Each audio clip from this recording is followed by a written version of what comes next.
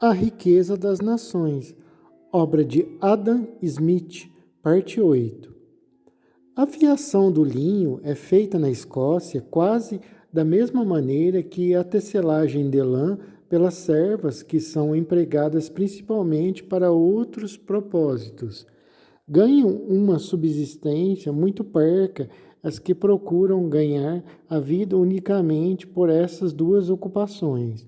Na maioria das regiões da Escócia, é uma boa fiandeira a que pode ganhar 20 pence por semana. Nos países opulentos, o mercado é geralmente tão extenso que qualquer ofício é suficiente para empregar todo o trabalho e capital dos que os ocupam.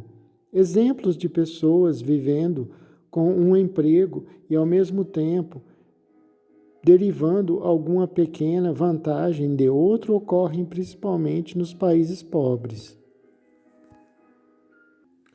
O exemplo seguinte, no entanto, de algo da mesma espécie encontra-se na capital de um país muito rico.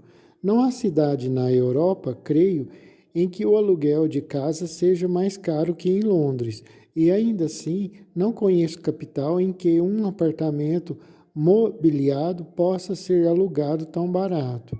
O alojamento não só é muito mais barato em Londres do que em Paris, é muito mais barato que em Edimburgo, no mesmo grau de excelência. E o que pode parecer extraordinário, o alto preço do aluguel é a causa do baixo preço do alojamento. O alto preço do aluguel em casas em Londres origina-se não só das causas que o encarece em todas as grandes capitais, o alto preço do trabalho e de todos os materiais de construção que geralmente devem ser trazidos de grande distância e, acima de tudo, o alto preço da terra, todo proprietário fazendo o papel de um monopolista e frequentemente exigindo uma renda mais alta de um só acre de terra ruim numa cidade do que o que pode ser conseguido por 100 acres da melhor no campo.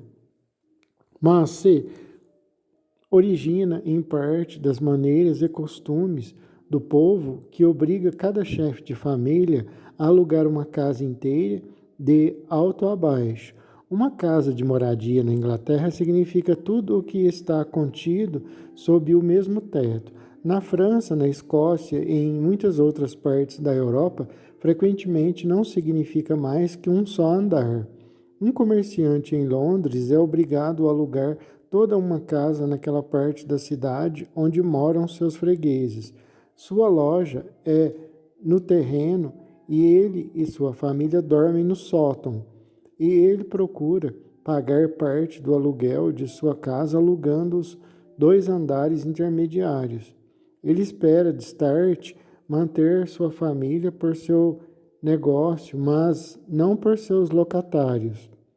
Ao passo que em Paris e Edimburgo, o povo que aluga quartos comumente não tem outro meio de subsistência e o preço do alojamento deve pagar não só o aluguel da casa, mas toda a despesa da família.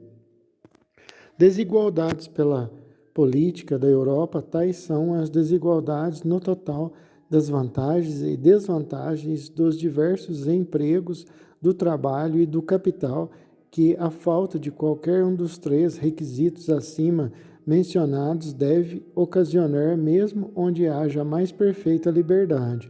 Mas a política da Europa, não deixando as coisas perfeitamente livres, ocasiona outras desigualdades de muito maior importância. Isto acontece principalmente nas 3 seguintes maneiras.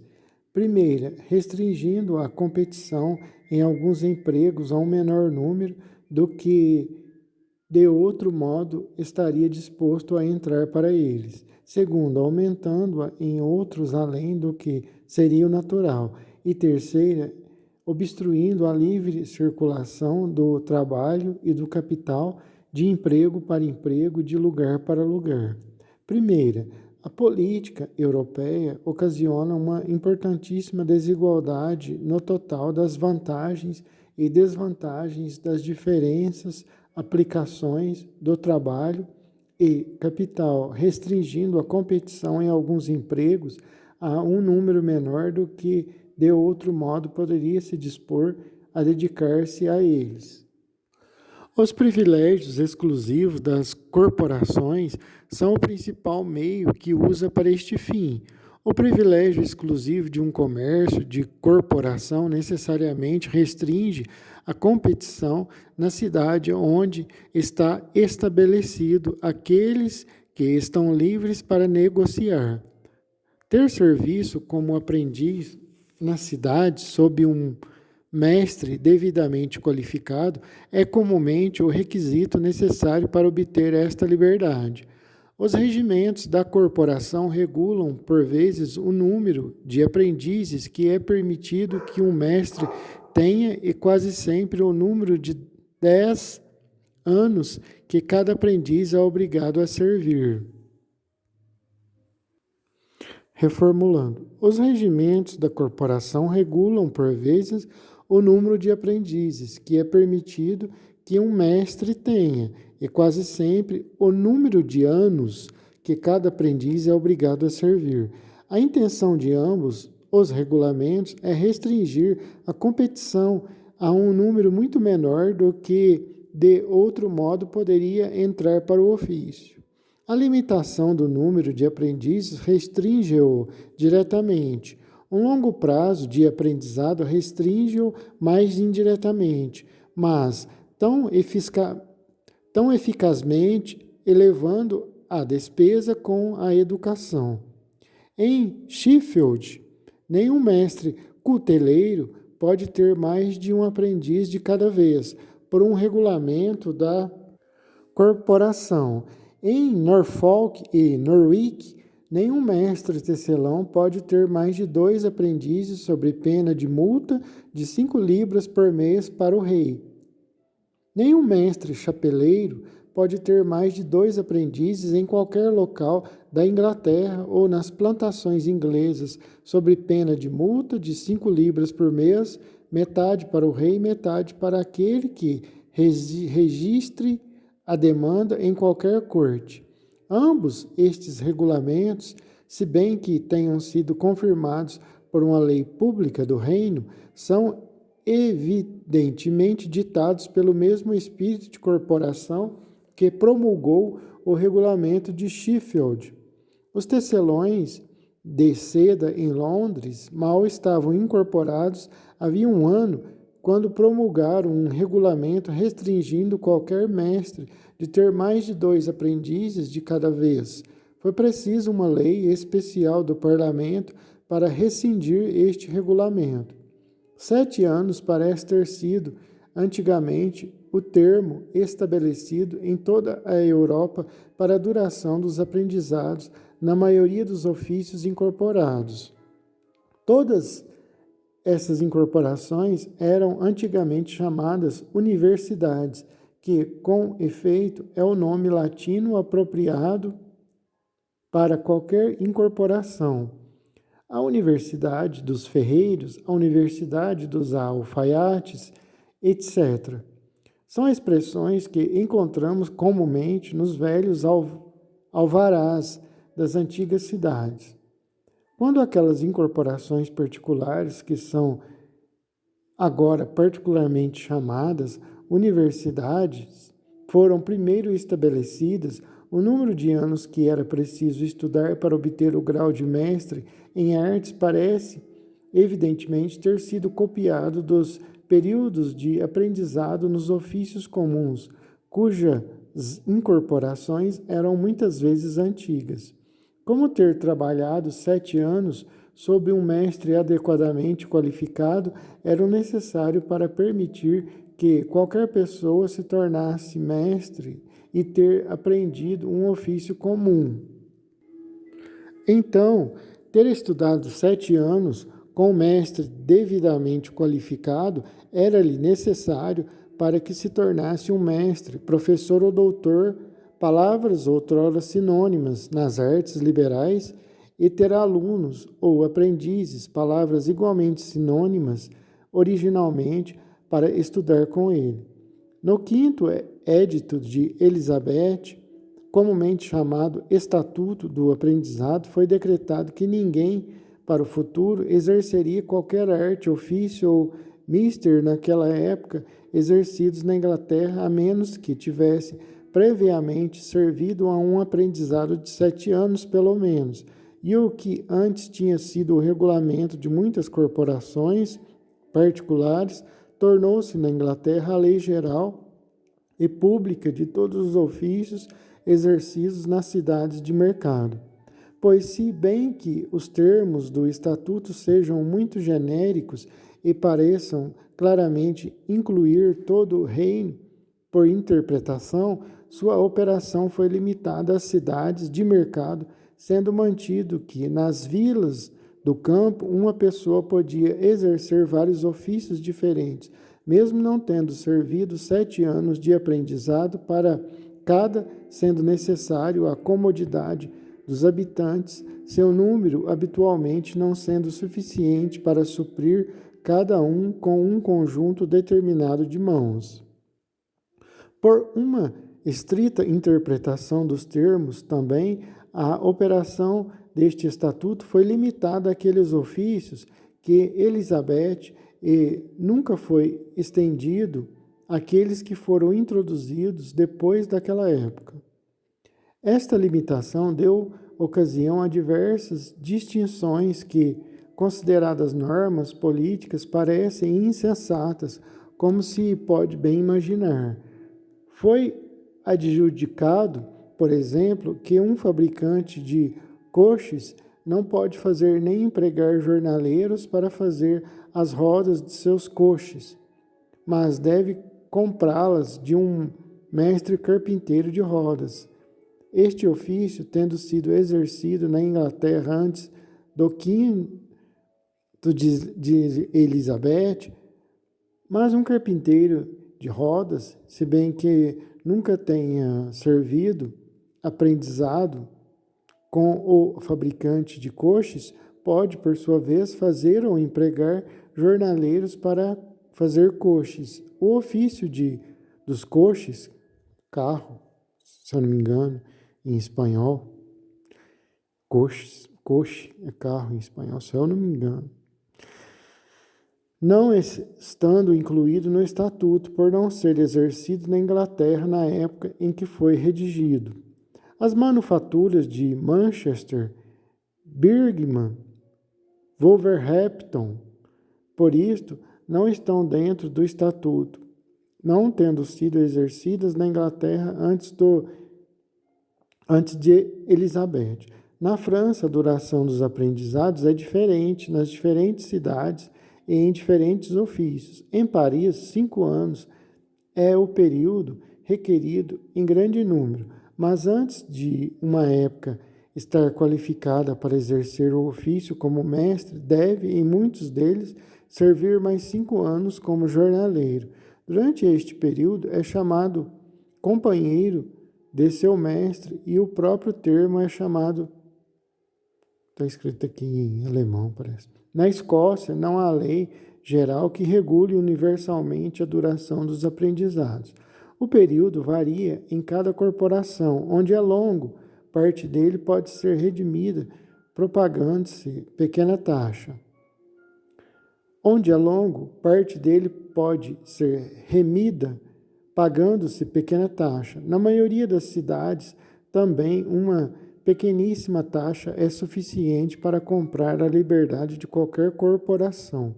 Os tecelões de linho e pano de cânhamo, as principais manufaturas do campo, bem como outros artífices subservientes a eles, carpinteiros de rodas, fabricantes de carretéis, etc., podem exercer seus ofícios em qualquer cidade corporada sem pagar qualquer taxa. Em todas as cidades corporadas, as pessoas podem vender carne no varejo em qualquer dia útil da semana. 3 anos na Escócia é um tempo comum de aprendizado, mesmo em alguns excelentes ofícios, e, em geral, não sei de nenhum país da Europa em que as leis das corporações sejam tão pouco opressivas.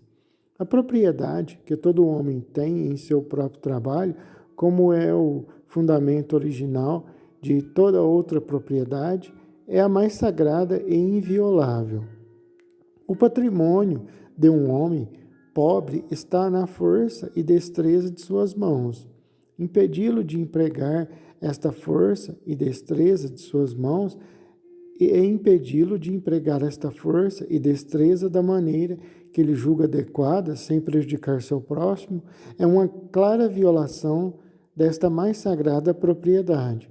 É uma manifesta usurpação tanto do trabalhador como daqueles que poderiam estar dispostos a empregá-lo. Enquanto isto obstaculiza um de trabalhar no que ele acha adequado, obstaculiza outros de empregar a quem eles acham adequado. Julgar se ele está apto para ser empregado deve ser confiado à discrição dos empregadores, cujo interesse é mais tocado.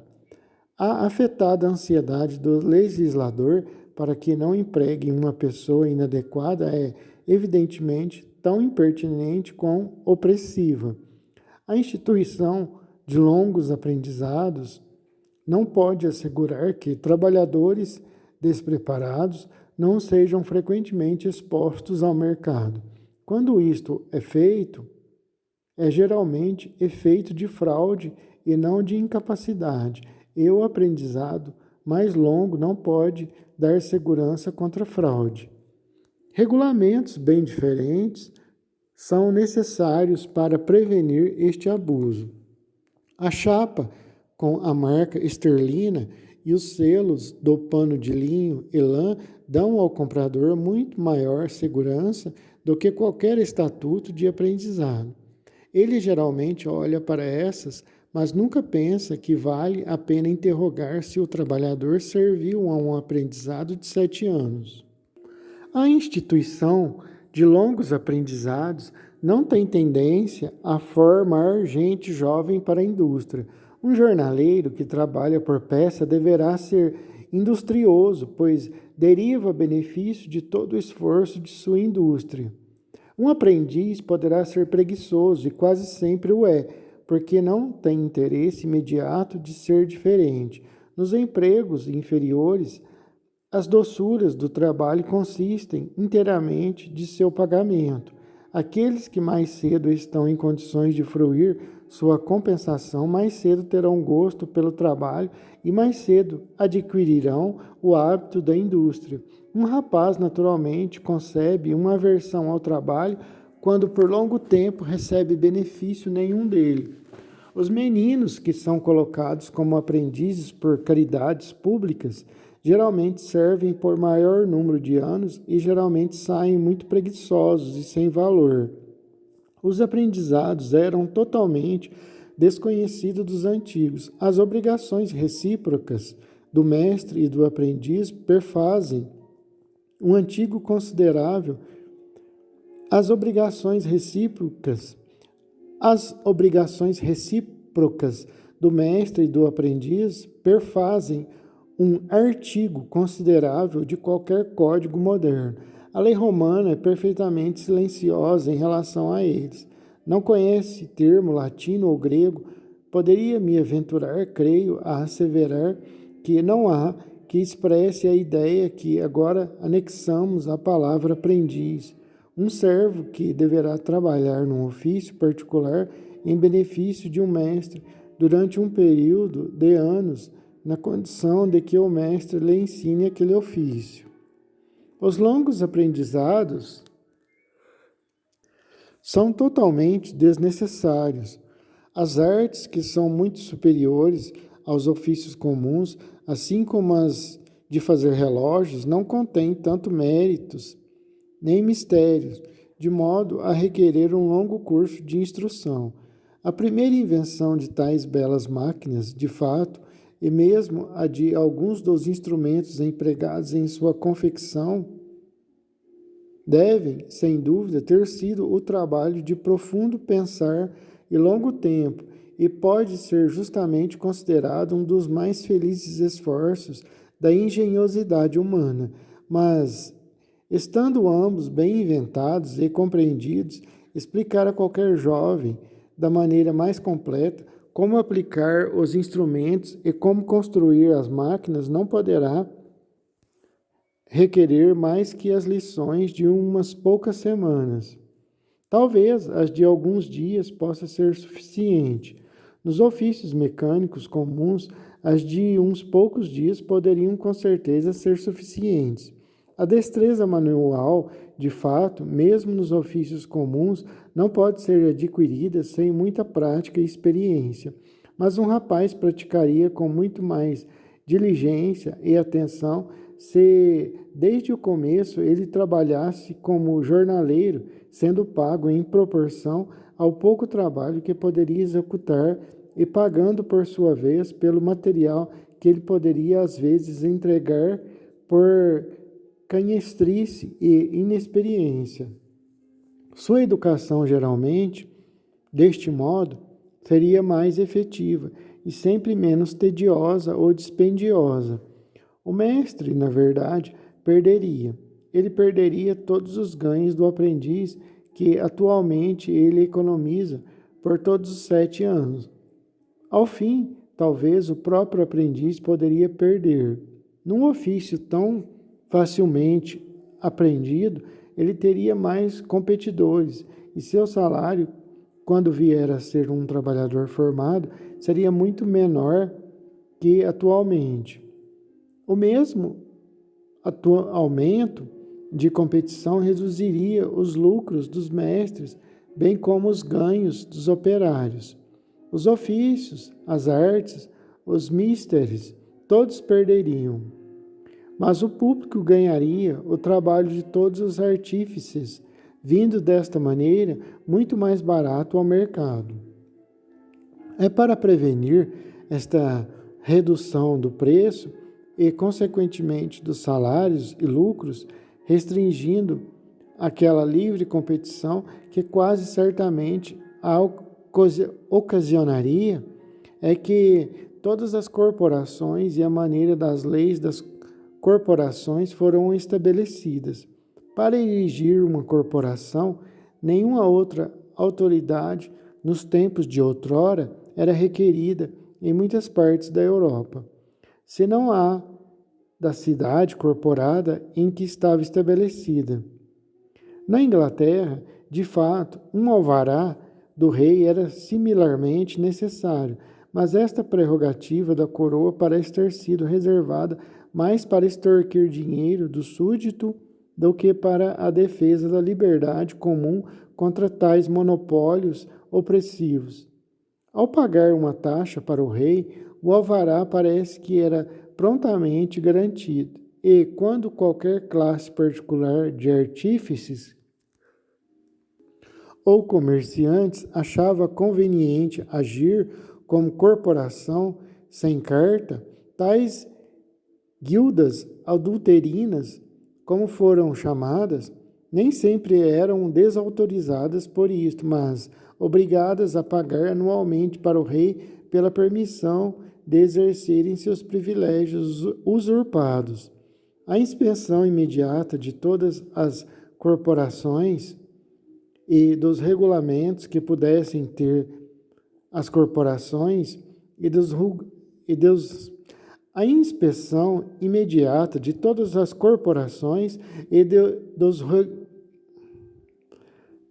a inspeção imediata de todas as corporações e dos regulamentos que pudessem ter achado próprios para editar para seu próprio governo, cabia à cidade corporada em que estavam estabelecidas, e qualquer disciplina que era exercida sobre elas procedia comumente não do rei, mas da incorporação maior, da qual aquelas subordinadas eram apenas partes ou membros.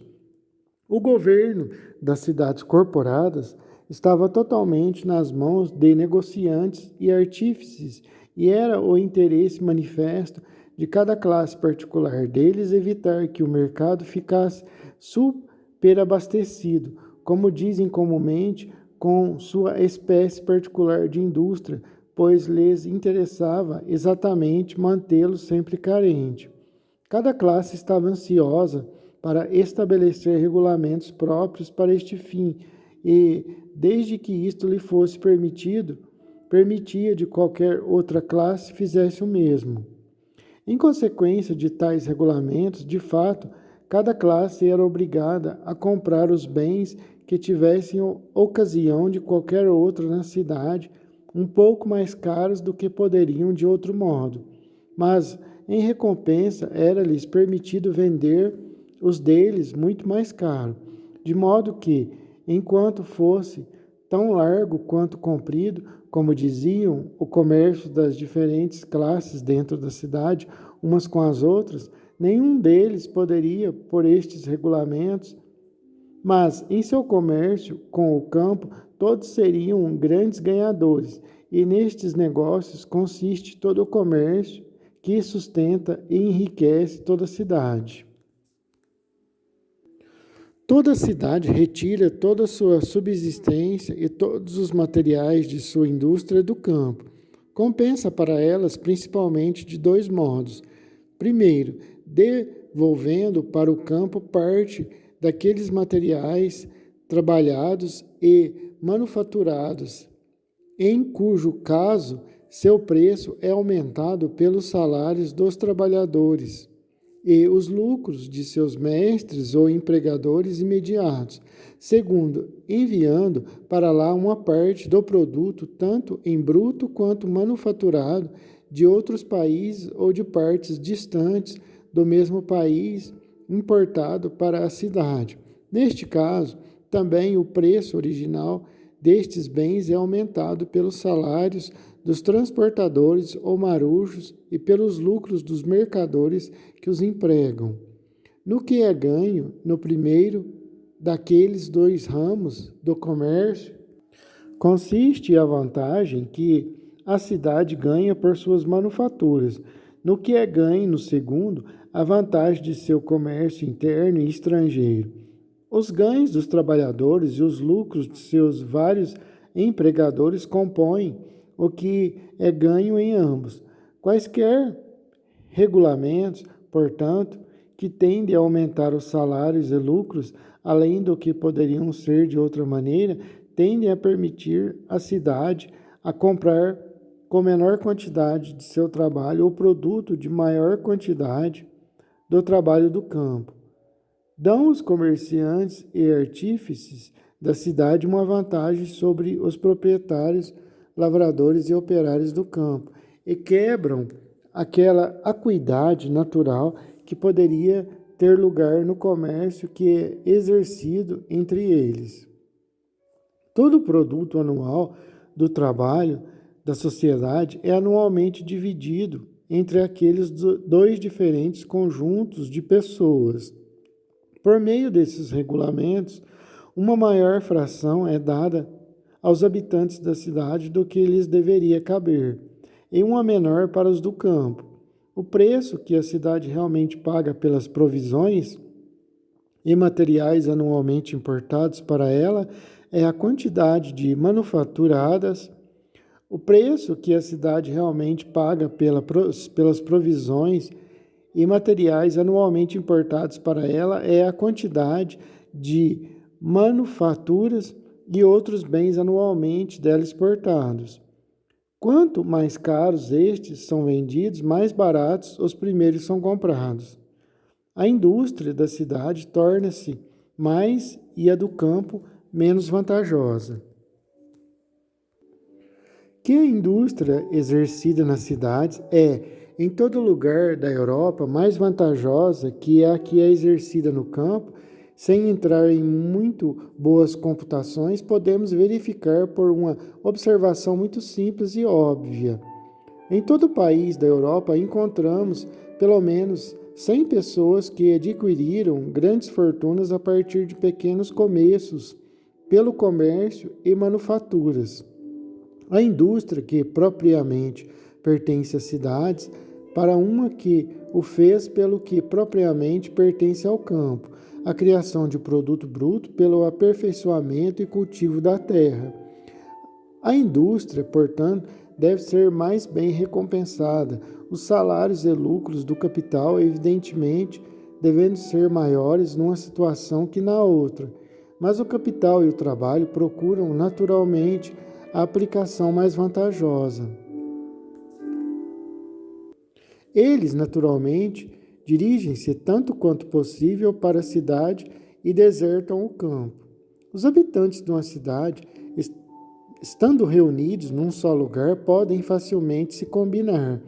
Os ofícios mais insignificantes exercidos numa cidade se incorporaram em algum lugar, e mesmo onde nunca foram incorporados, o espírito de corporação, a inveja dos estranhos, a aversão a tomar aprendizes ou comunicar o segredo de seu ofício, geralmente prevalecem neles, e ensinar-lhes por associações e acordos voluntários a prevenir a livre competição que não podem proibir por regulamentos. Os ofícios que só ocupam um pequeno número de mãos funcionam muito facilmente segundo tais combinações. Meia dúzia de penteadores de lã talvez é necessário para manter ocupados 1000 fiadores e tecelões. Combinando não tomar aprendizes, eles podem não só aumentar sua demanda, mas reduzir toda a manufatura a uma espécie de servidão a eles e elevar o preço de seu trabalho muito acima do que é devido à natureza de seu trabalho.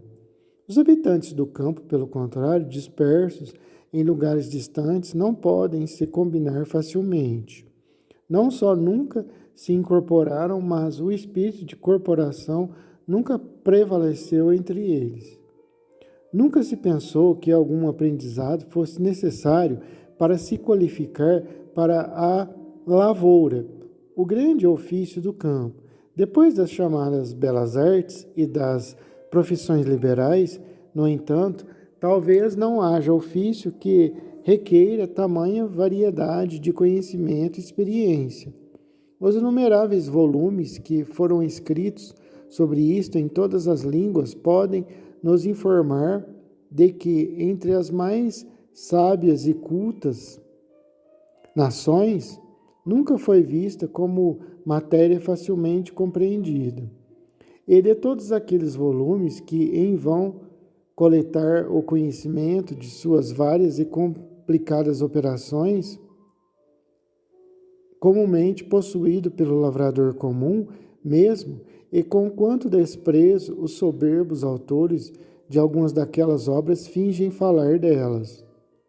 Dificilmente há algum ofício mecânico, pelo contrário, cujas operações todas podem não ser tão completas e distintamente explicadas num panfleto de umas poucas páginas, como seria possível por palavras ilustradas por figuras para explicá-las. Na História das Artes, agora publicada pela Academia Francesa de Ciências, vários deles são explicados, de fato, desta maneira.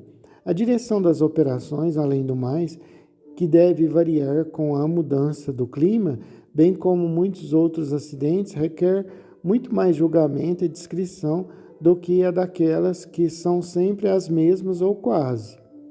Não só a arte do lavrador, a direção geral das operações da lavoura, mas muitos ramos inferiores do trabalho camponês requerem muito mais habilidade e experiência do que a maioria dos ofícios mecânicos. O homem que trabalha em latão e ferro trabalha com instrumentos e materiais cuja têmpera é sempre a mesma, ou quase a mesma. Mas o homem que ara o solo com uma parelha de cavalos ou bois trabalha com instrumentos cujos saúde, força e temperamento são muito diferentes conforme a ocasião. A condição dos materiais que ele trabalha também é tão variável quanto a dos instrumentos que possui, e ambos exigem ser administrados com muito discernimento e discrição. O orador comum, se bem que geralmente visto como paradigma da estupidez e ignorância, raramente falha neste discernimento e descrição. Está menos acostumado, de fato, ao intercâmbio social do que o mecânico que vive numa cidade. Sua voz e linguagem são mais toscas e difíceis de entender por aqueles que não estão acostumados a elas. Sua compreensão, porém, estando acostumada a considerar uma grande variedade de objetos, geralmente é muito superior à do outro, cuja atenção toda da manhã à noite está comumente ocupada em executar uma ou duas operações muito simples. O quanto às classes inferiores da gente do campo é realmente superior às da cidade é bem conhecido de todo homem cujos negócios ou curiosidade levou a conversar com ambos. Na China e no Indostão, conforme a classe e salários, os trabalhadores do campo são ditos superiores aos da maioria dos artífices e manufatureiros. Eles provavelmente o seriam em qualquer lugar se as leis das corporações e o espírito de corporação não o evitassem. A superioridade que a indústria das cidades tem em todo lugar da Europa sobre a do campo não se deve totalmente às corporações e às suas leis. É sustentada por muitos outros regulamentos. As elevadas taxas sobre as manufaturas estrangeiras e sobre todos os bens importados por mercadores estrangeiros, todas tendem ao mesmo fim. As leis de corporação permitem que os habitantes das cidades elevem seus preços sem temer a concorrência dos preços baixos pela competição dos próprios campônios. Outras tantas regras os asseguram igualmente contra os estrangeiros. A elevação dos preços causada por estas duas medidas é em todo lugar finalmente paga pelos proprietários, lavradores e trabalhadores do campo, que raramente se opuseram ao estabelecimento de tais monopólios. Comumente, não têm inclinação nem aptidão para entrarem em combinações, e o clamor e sofisticação dos mercadores e manufatureiros facilmente os persuade que o interesse privado de uma parte e de parte subordinada da sociedade é o interesse geral do todo. Na Grã-Bretanha, a superioridade da indústria das cidades sobre a do campo parece ter sido maior antigamente do que na atualidade. Os salários do trabalho do campo aproximam-se mais dos das manufaturas e os lucros do capital empregado na agricultura aos do capital do comércio e manufatura do que o foram no século passado ou no começo deste. Esta mudança pode ser vista como a consequência necessária, se bem que tardia, do extraordinário encorajamento dado à indústria das cidades. O capital acumulado nelas com o tempo vem a ser tão grande que não pode ser empregado com o antigo lucro naquela cidade, naquela espécie de indústria que lhes é peculiar.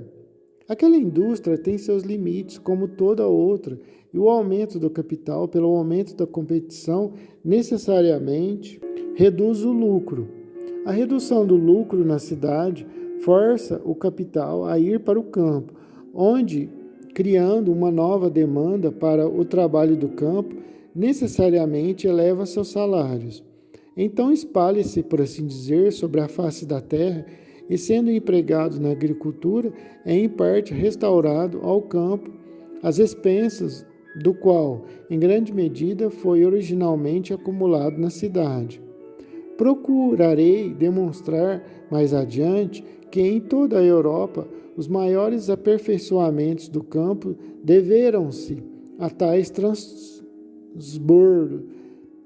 transbordos do capital originalmente acumulado nas cidades, e ao mesmo tempo demonstrarei que, se bem que alguns países por este curso atingiram um considerável grau de opulência, é por si mesmo necessariamente lento, incerto, passível de ser perturbado e interrompido por inúmeros acidentes e, em todos os aspectos, contrário à ordem da natureza e da razão. Os interesses, preconceitos, leis e costumes que deram ocasião a isto, procurarei explicar tão distinta e completamente quanto puder no terceiro e quarto livros desta investigação.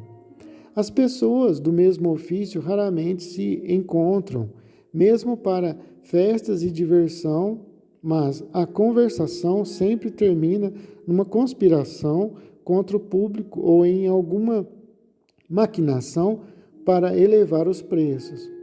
É impossível, com efeito, evitar tais reuniões, por qualquer lei que poderia ser executada ou que fosse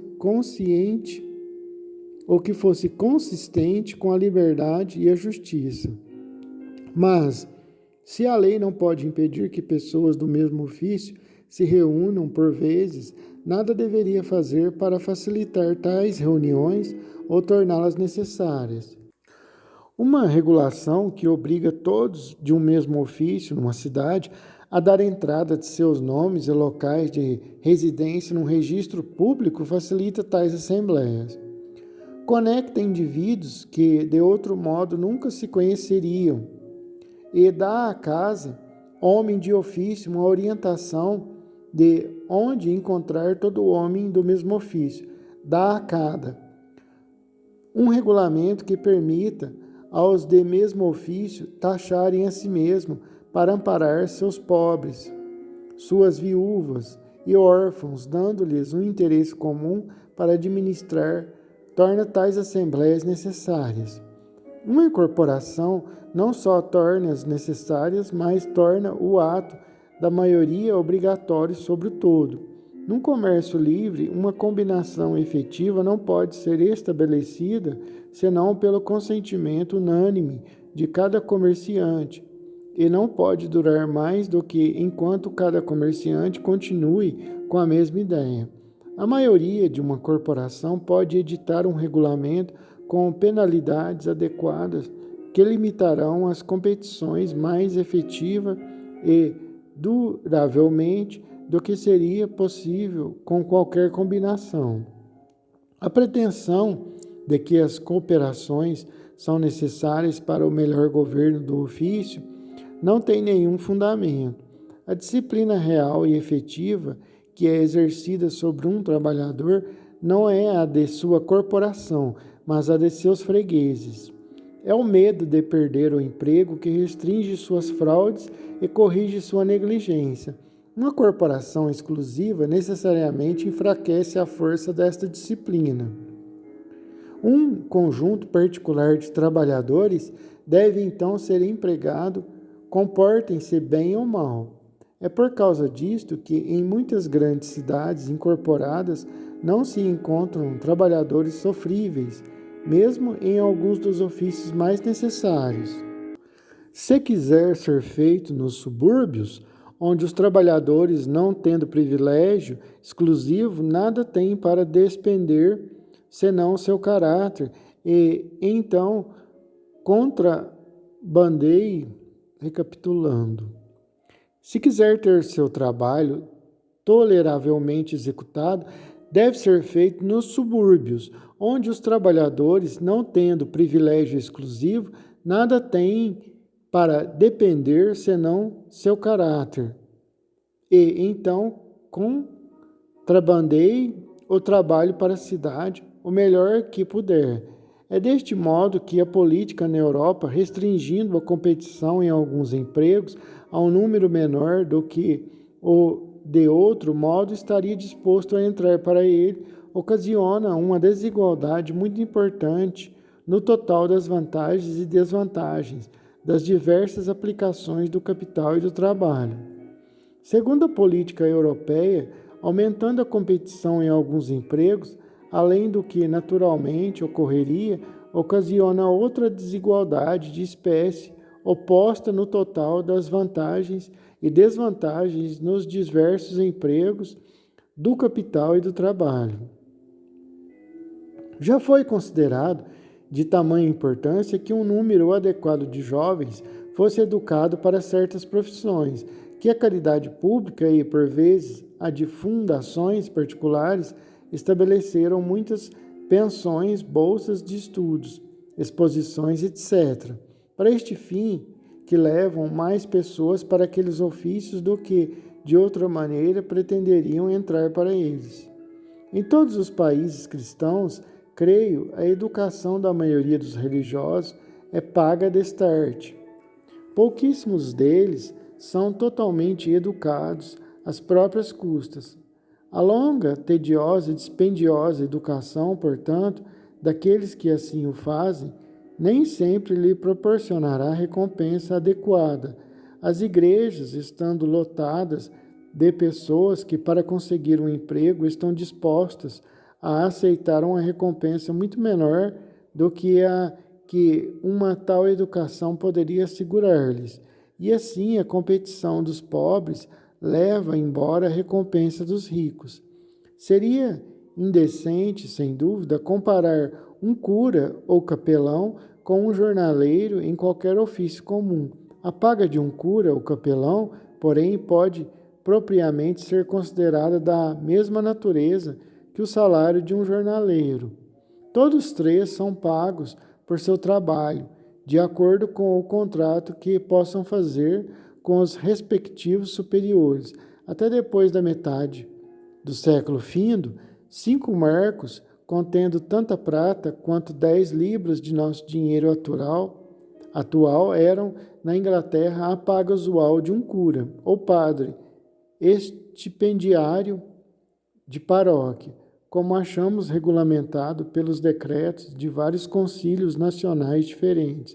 Na mesma época, 4 pence por dia, contendo a mesma quantidade de prata que um shilling de nosso dinheiro atual, era declarado o pagamento de um mestre pedreiro, e 3 pence por dia, iguais a 9 pence do dinheiro atual ou de um pedreiro por dia. Os salários desses trabalhadores, portanto, supondo-os constantemente empregados, eram muito superiores aos do cura. Os ganhos do mestre pedreiro, supondo-os sem emprego, 1/3 do ano, se igualariam a estes completamente. No 12º edito da Rainha Ana, está declarado que, sempre por falta de manutenção suficiente e encorajamento aos curas, os curas em vários lugares tenham sido parcamente supridos. O bispo fica com poderes para apontar por seu escrito e selo um estipêndio ou dotação, não exercendo 50 e não menos que 20 libras por ano. 40 libras por ano reconhece-se atualmente como sendo muito boa paga para um cura, e apesar deste ato do parlamento, há muitos curatos abaixo de 20 libras por ano. Há sapateiros ao dia em Londres que ganham 40 libras por ano, e dificilmente há qualquer trabalhador industrioso de qualquer espécie naquela metrópole que não ganhe mais que 20. Esta última soma, de fato, não excede o que é usualmente ganho por trabalhadores comuns em muitas paróquias do campo. Sempre que a lei tentou regular os salários dos trabalhadores, foi mais para baixá-los que para elevá-los. Mas a lei, em muitas ocasiões, tentou elevar os salários dos curas e, para a dignidade da igreja, obrigar os reitores das paróquias a dar-lhes mais que a miserável manutenção que eles mesmos podem estar dispostos a aceitar. Em ambos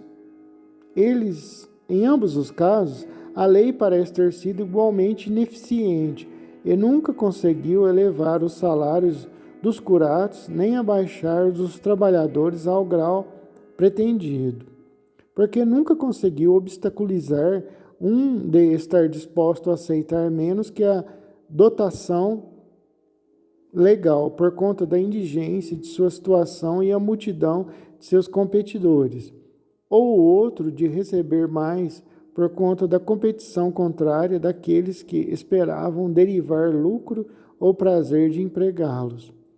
Os grandes benefícios e outras dignidades eclesiásticas sustentam a honra da Igreja, não obstante a pobre circunstância de alguns de seus membros inferiores. O respeito devido à profissão também dá alguma compensação, mesmo com a miséria de sua recompensa pecuniária. Na Inglaterra e em todos os países católicos, a loteria da Igreja é, na verdade, muito mais vantajosa do que o necessário.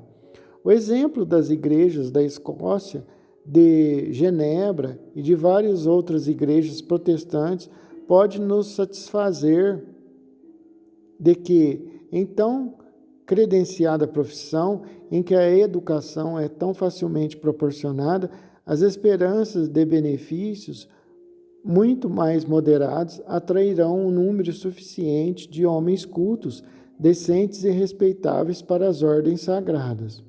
Nas profissões em que não há benefícios, assim como no direito e na medicina, se uma igual proporção de pessoas fosse educada a expensas públicas, a competição logo seria grande a ponto de baixar em muito sua recompensa pecuniária. Então, não valeria a pena para um homem educar seu filho para uma dessas profissões às próprias custas. Eles seriam abandonados assim como os educados pelas caridades públicas, cujo número e necessidades os obriga, em geral, a se contentarem com a miseranda recompensa para que a completa degradação das agora respeitáveis profissões do direito e da medicina. Aquela desafortunada raça de homens, chamada comumente de homens de letras, está muito mais na situação em que os advogados e médicos estariam na suposição acima. Em toda a Europa, a maioria deles foi educada para a Igreja, mas foram impedidos por diferentes razões de entrar nas ordens sagradas. Em geral, foram então educados a expensas públicas e seu número em todo lugar é tão grande que geralmente reduz o preço de seu trabalho a uma torpe recompensa. Antes da invenção da arte da imprensa, o único emprego pelo qual um homem de letras podia ganhar algo por seus talentos era como professor público ou particular, ou comunicando a outrem o conhecimento útil ou curioso que ele mesmo adquirira. E este é ainda seguramente um emprego mais honrado, útil e, em geral, mais lucrativo do que escrever um livro para um livreiro, para o que a arte da imprensa deu ocasião. O tempo e o estudo, o gênio, conhecimento e aplicação requeridos para qualificar um eminente professor de ciências são pelo menos iguais ao necessário para os maiores praticantes da advocacia e da medicina. Mas a recompensa usual do professor eminente não tem proporção para com a do advogado ou médico, porque o ofício de um está cumulado de indigentes que foram dirigidos para ele a expensas públicas, ao passo que os dos outros dois estão embaraçados com pouquíssimos que não foram educados às próprias custas. A recompensa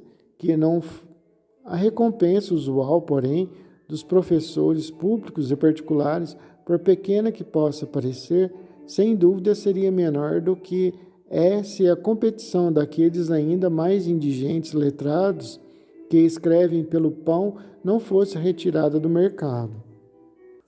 Antes da invenção da imprensa, um erudito e um esmoler pareciam ser termos quase sinônimos. Os vários governadores das universidades, antes desse tempo, parece que muitas vezes concederam licenças a seus estudiosos para esmolar. Nos tempos antigos, antes que caridades desse tipo fossem estabelecidas para a educação de indigentes, para as profissões cultas, as recompensas de professores eminentes parecem ter sido muito mais consideráveis. E Sócrates, no que é chamado seu discurso contra os sofistas, reprova os professores do próprio tempo inconscientemente, fazem as mais magnificentes promessas aos seus discípulos, diz ele, e se propõem educá-los a serem sábios, a serem felizes e a serem justos, e em retribuição de tão importante serviço, estipulam a vil recompensa de 4 ou 5 minas.